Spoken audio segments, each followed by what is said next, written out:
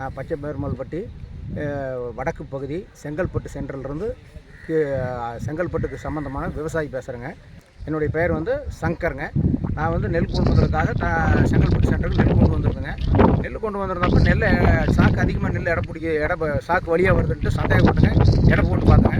எடை போட்டு பார்க்கையில் ஒரு சிப்பத்துக்கு 41 கிலோ சிப்பத்துக்கு 1.5 கிலோ சேர்த்து 2.5 கிலோ வருதுங்க. அதை ஏன்னு கேட்டதுக்கு அவங்க வந்து நெல் சரியில்லை அது சரியில்லைன்னு அதை ரிஜெக்ட் பண்ணுறதுக்கோசரம் சொல்கிறாங்க.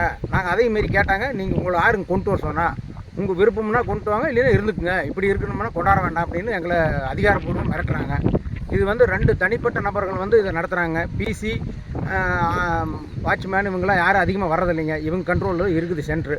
அதனால் இவங்க பண்ணுறது தான். இங்கே போன தடவை இந்த மாதிரி பிரச்சனை நடந்துங்க. கொஞ்சம் எல்லாம் இன்ஃபர்மேஷன் பண்ணி கரெக்டாக அதை நடத்திக்கிட்டுங்க. மறுபடியும் மீண்டும் அவங்க 2 பேரே தான் போன தடவை யார் இதை நடத்துனாங்களோ அவங்களே தாங்க இதை உள்ள இன்வால்வ் ஆகி பிரச்சனை பண்ணிக்கிட்டு இருக்கிறாங்க.